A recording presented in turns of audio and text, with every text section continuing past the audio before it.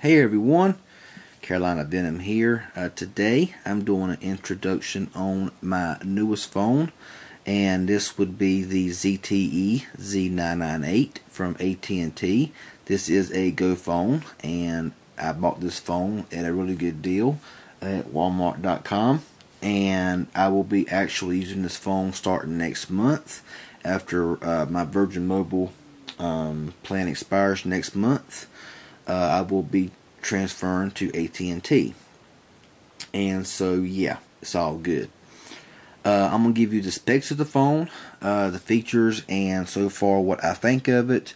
Not really, like I said, I've not really used it, but I have, played with it some and everything. So I'm gonna give you my first initial thoughts.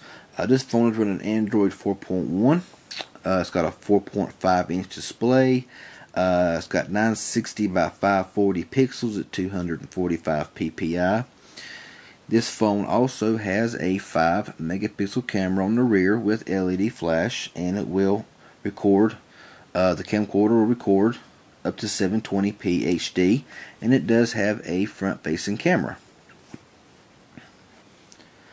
This phone is running a 1.2 GHz dual-core Crate Snapdragon S4 Plus processor with 1 GB of RAM with 4 gigs of built-in storage with around 2 gigs available to user. And it will hold up to a 32 GB micro SD card. It's got a 2070 mAh battery with around 4 hours of talk time and an estimated 12 days of standby time.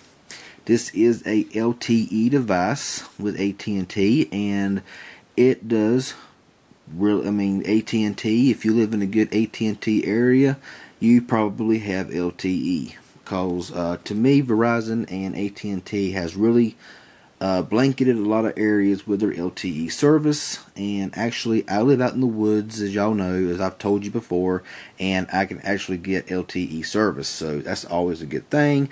Not very many bars of service down here, but it does call out, or I can call AT&T, and it is clear with no fade outs or drop calls.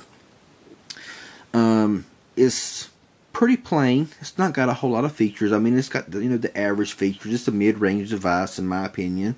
Of course, it's not nothing that's really majorly overly expensive, but it is a good phone, and I think it's going to be a good one and works fine. I do like the ZTE phones more than I used to, because a lot of them are really smooth. I've only had one bad ZTE phone, and that was the ZTE Reef, and that was an awful phone. But anyway, we'll go ahead and get started with the rundown of this phone. Up here is your speaker grill, your front-facing camera, your notification light. Down here is your back, home, and menu button. Nothing on the bottom. On this side here, you have your micro USB charging port. On top is your headset jack, your power button, your volume rocker on this side. On the back is your camera and your flash, and on the bottom is your rear speaker. Now, one thing I have noticed with the silver accents on the sides and the way it looks, it resembles to me a lot like the ZTE Warp 4G. It looks a lot like it, other than some of the button placements, like the volume rockers on this side on the ZTE Warp. This is on this side. This Warp has a dedicated camera key. This one don't. And the back is more rubbery. So, there is some difference, but it looks a lot alike. One of the weak spots on the body of this phone that I have noticed is the back battery door. It snaps off way too easy. And I have a feeling that it just don't snap very well. It comes off really easy, and it snaps on really easy. It's just a few little snaps, and it's on. And it just don't feel very durable back here in the battery door area. But other than that, this phone does feel pretty good. It is pretty light. It's not very heavy. It's not very thick. It does look good, and it does feel nice. And the rubbery feel on the back is a nice touch, and it is really nice to use and hold to your ear. So we'll go ahead and turn the phone on. And the screen does look nice. This, of course, is not an HD display, but everything does look nice and clear. I am recording in 480 on my camera because I'm trying to cut down on some of the data or the memory, so that way I can upload these videos faster. But the screen does look really good on this phone. Like I say, I do have, you know, between 1 and 2 bars of service, sometimes 3 bars, depends on where I'm at in the house, but never any drop calls and never has no reception, so it's all good. The phone scrolls very well. I mean, it's very smooth, very butter-like smooth. It's really nice. Even in here, it's just very quick, very nice, and it really has no lag whatsoever. It feels really good, and it seems like it does seem to work very well. Now, I'm going to go ahead right now and run a quadrant benchmark test on this phone. Get that out of the way, and I'll show you what the other tests revealed as well. This phone, like I said, is LTE compatible, and if you buy this phone at Walmart, you actually, when you get it, it gives you a code to where you can actually get a special plan that is not offered with anybody else. It is $45 a month, and you get unlimited talk, text, and 1 gigabyte of data, which is what plan I'm on right now. I bought this phone at Walmart.com online for $106, and the price inside the store is like $130, and I have seen them as high as $150. But when you buy this phone at Walmart, it does come with a code to where you can get that specific plan. If you want the next higher plan, it's $60 a month, and you get 2.5 gigs of data. Of course, that is max data. It's not like Virgin Mobile where you have 2.5 gigs of high-speed data, then you got throttled. You got 2.5 gigs period. So that's kind of a bad thing about AT&T and Verizon versus like Sprint and stuff like that. So my phone is coming in here at $4,790. I did test it earlier, and it was over $5,000. So, you know, it does fluctuate from time to time. It's running a little bit slower now than it was earlier.